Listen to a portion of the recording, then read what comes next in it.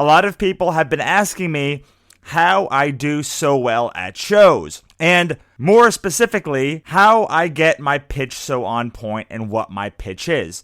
So there's a lot of psychology that goes into my pitch. Before we get into that, you have to know that I kill at shows. And that's because not only do I create content that people want, but I pitch it in a way that helps show how great my content is. And that's what I'm going to show you today. I'm going to take you step by step through my pitch and tell you exactly how I pitch, why I pitch, and why I say certain things. Before I tell you about my pitch, you have to understand my table setup. So when you go to a con, you're either going to get a 6 or 8 foot table, depending on what the con provides. Bigger cons provide a drape, which is something that goes around the table to make it look pretty. Smaller cons do not. So my table setup is pretty simple. I have a black drape, which is just pretty much a big cloth that I throw over my table. Then I have a 3-foot runner, which is a smaller cloth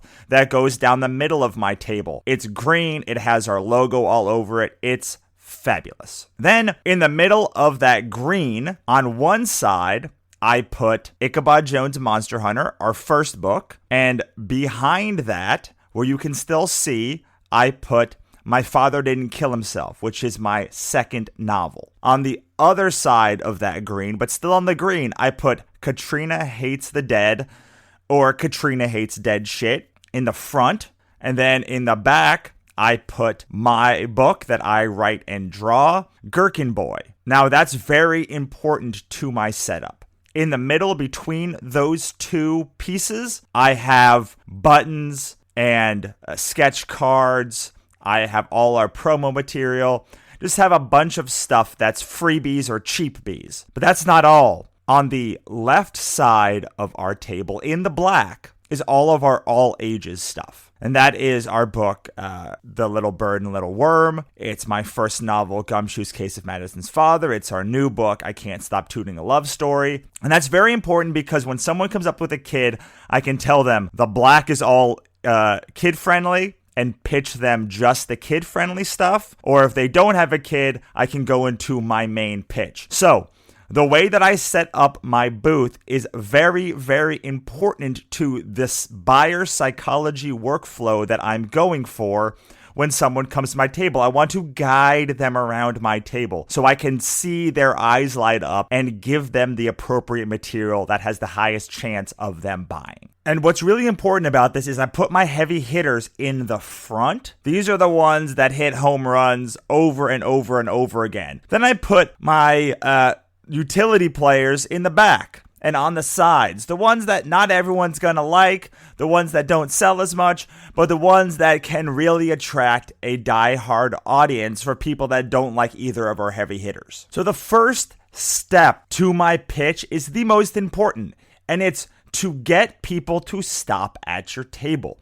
If you just do this part and understand that 99% of people are not going to stop or not going to turn around, you are going to drastically increase your sales. And what I do is very simple. Everybody that passes, I say, do you want to see a cool comic? Do you want to see a cool comic? Do you want to see a cool comic? Do you want to see a cool comic?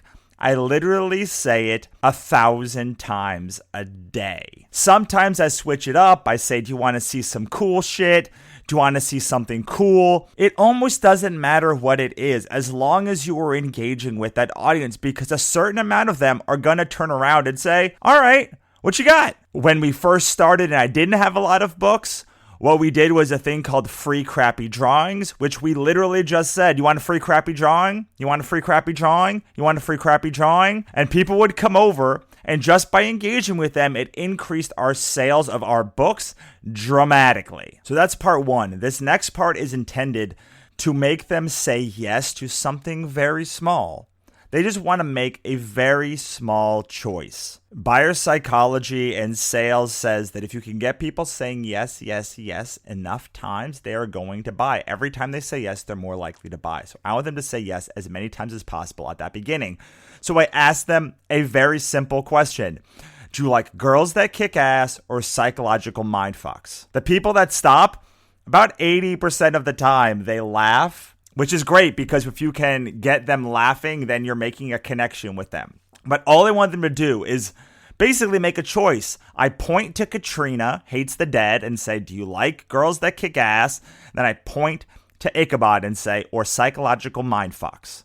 It tells them exactly what the book is about on a very, very broad scale without me having to say anything. And now I know that Katrina outsells everything on our table 3 times. So if they say, I like both, I'm going to give them Katrina. If they say I like Katrina, I'm going to give them Katrina. If they say they like Ichabod, then I give them Ichabod. But I want that reaction to them where they make a choice so I can lead them down a path. And you could do this even if you have a couple of things on your table. You're probably going to at least have a book and a print of the book. So you can say, hey, are you looking for art today or comics? If you have buttons and stickers, you said you like buttons or stickers. You want them to answer that question so you can focus your pitch to what they like. I already know, because I say, do you want to see a cool comic, that the people that are turning around to me are interested in comics. So I don't need to ask them a question about prints or anything else. All I have to do is ask them now, what kind of comics do you like? Do you like ass kicker girls or psychological mindfucks? Usually people like one, the other, or both. But that is not always the case. Some people don't like violence. Some people don't like comic books. Now you get pretty good at discovering this just by a look on their face when you've done this long enough. But usually when somebody can't make a decision or like hems and haws or their eyes don't light up for one of your books, it's a good indication that those aren't the right ones, which is why I have my backup plan, which is when somebody really doesn't seem excited about either of those books, I say, or weird books about pickles, which is about my book, Gherkin Boy. Or if they really don't look like they're into comics, or if they say, I'm not into comics, I can say, do you read novels? If they say yes, I can say, well, this is our new novel about a girl whose father commits suicide and she sets out to prove that it's a murder because she can't stand the thought of losing him. And so whatever they say, I have a rebuttal for them. And that's one of the biggest pieces of sales is someone gives you an objection, you have a rebuttal. Whatever decision they make, I put a book into their hands. This is the second most important thing after getting someone to your table, is to hand them something. Once something is in their hand, they're drastically more likely to buy it because they can feel it, they can look at it. People like giving things away much less than they like buying things. So if they like something, they're at a con to buy and to find cool stuff. They're much more likely to buy something if you put a book in their hand. Once I put a book in their hand, I give them the log line.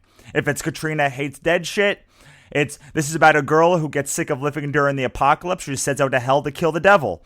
If it's Ichabod Jones Monster Hunter, I say it's about a psychopath that escapes a mental asylum and becomes a monster hunter. She doesn't know if he's killing monsters, humans, or it's all in his head. If it's my book about a pickle, Gherkin Boy, I say it's about a pickle that falls into a black hole and decides on an adventure across the universe to get back home. But that log line is intended to pretty much encapsulate the story. Again, ass kicker story, ass kicker log line, psychological mindfuck story, psychological mindfuck log line. Weird book about a pickle, weird book about a pickle log line. So it's just the most excitable and the most excited I've seen people over years and years and years of pitching.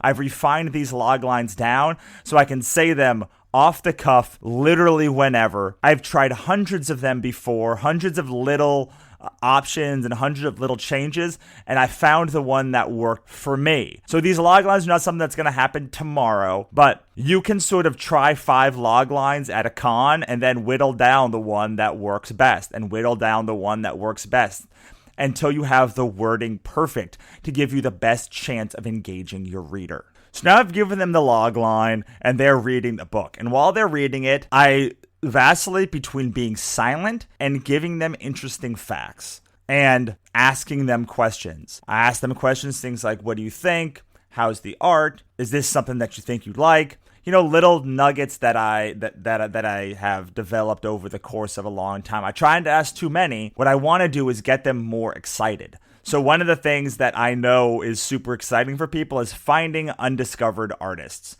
So for Katrina Hates Dead shit, my artist went on after this graphic novel to work for Star Wars and work for Dark Horse, work for Avatar with Warren Ellis and a bunch of others. So that's incredibly interesting for a lot of people. For our book, Ichabod Jones Monster Hunter, the artist helped Charles Soule or Soleil or Schul launch his career, and now he writes Poe Dameron and Lando, and he wrote Death of Wolverine for Marvel. He just writes a ton of stuff. So I say that because that helps people get a little bit more engaged with the artist and with the material, because they're now finding sort of cool, undiscovered indie artists or discovered indie artists before they were discovered. In the case of Katrina Hates Dead shit. If it's my book about a pickle or my father didn't kill himself, then it's about me and how I'm the artist and how I'm there and how I sign and doodle inside all of the books. Another thing people like is complete stories at cons. They don't like stories that continue over and over and over again. So I make sure to mention our books are self-contained stories so they don't have to worry about me ever coming back to it. After that, after I've asked them a couple of questions, gauged their interest, and seen that they want the book, that's when we go into the final stage. So once I know they want to buy one book on my table, and I know that because they flip to the back and look for a price, I start talking about price. I want them to buy as many things as possible because I know the more they buy from me, the more they like me, and the more they are to be very engaged with my brand going forward. So if they like one, I want them to buy at least two. So I tell them books are 1 for $20, 2 for $30, 3 for $40, anything on the table. If they like one book, they're very, very likely to pick up another book and see if they want both. People love deals. So by doing this, I'm increasing the amount of volume and the amount of money I'm getting per customer, which means I need less customers in order to break even or make money. Yes, I'm giving away a little bit of my profit, but I design my books with a pricing structure so that if I have to give them away for $5 or $10 less, I will still make money.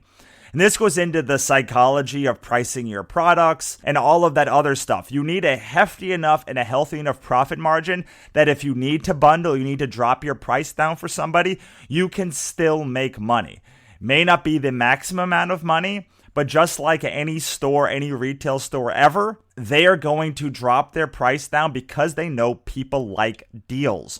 So what do? What does Macy's do? What does JCPenney do? They increase the price by 25%, knowing they're going to drop it down 25% when anybody asks or when they have a sale. And it's the same thing with books or prints. You want to make a deal that is good for you and good for the customer. So by saying 1 for $20 or 2 for $30, I'm giving something away so that the customer can buy more product. I am acknowledging that they have a finite amount of money at a con, and I want to get them the most amount of money possible to continue to buy other things without blowing their bank account. Meanwhile, instead of making $20 at that con from that person, I'm making $30 or $40 from that person.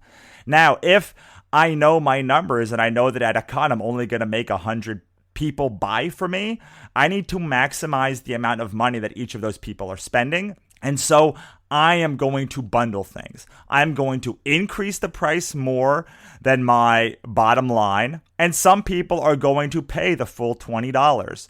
But then when I need to, I can drop the price down to $15 a book and still make money and maximize that person buying from me. And it's not just about them buying from me. It's also about them reading what I have to offer.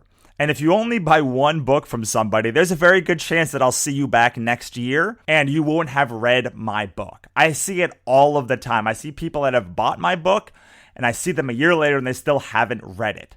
Now, people that buy 2 or 3 or 4 of my books, they are going to read them because now their nightstand is mostly Russell Nolte books. So they're going to try one. And if they like one, they're going to try the other and the other and the other. And then they're going to come back and buy from me again because it's not just about that one time. This is about the customer lifetime value of your client. So I'm willing to drop that price down. And I only drop it down if you sign up for my mailing list. So I drop that price down so that you buy my books, sign up for my mailing list, and then read my books, and then voraciously consume my content again. Just like when you sign up for anything, there is an acquisition cost. So people are going to give you a lot more upfront than they would for an existing or even returning customer, because they want your business and they know it costs a lot to acquire a customer. And then it costs very little to maintain a happy customer as long as you're putting out content that they want. You see this in business services. You see them at JCPenney. You see them at when you sign up for a credit card and get a bonus offer at the beginning. You see it all the time. There is an acquisition cost that all companies understand. And for me, I'm willing to give up $10 of profit or $5 of profit or $15 of profit up front as long as you sign up for my mailing list and become a rabid customer. Because I know if I can get you liking multiple books of mine, you are going to continue to buy multiple books from mine. So I bundle as much as possible, not only to increase the amount of money spent per customer, but also to acquire new customers. And after I do that, they'll make a buying decision. Either they're going to buy a book or they won't buy a book. Maybe they'll sign up for my mailing list if they don't buy a book. Maybe they'll buy 4 books, but that's out of my control. What's in my control is making that consistent pitch over and over and over again. It's kind of like being in Skyrim or another RPG game and you have the shopkeeper who says the same exact thing every time you come up to the shop. That's how it feels to be me at a con. It starts with just getting them to the table. Hey, you want a cool comic? You want to see a cool comic? You want to see a cool comic? Those that come over, you're like girls that kick ass, psychological mind fucks. Neither of those? What about weird books about pickles? Oh, you're not a comic book person? What about novels? Oh, you're looking for something for your kids? This is our all ages section in the black. All right, you pick up a book. I give you a log line, tell you a couple of interesting facts about it. You turn the book over to look at the price. I tell you it's 1 for 20, 2 for 30, 3 for 40, anything on the table and any quantity. And I do that over and over and over again. And because I know it's a numbers game, the more people I talk to, the more people I will find that like my books, and the more people that will buy more books. And up to this point, I do very well at cons. I'm not saying I will always continue to do well at cons, but I am saying that this pitch works now, and if it changes, I guess I'll have to do another episode and show you what works better in the future. And that's it. My secret sauce for how I make money at cons. I'll see you next time. Bye-bye.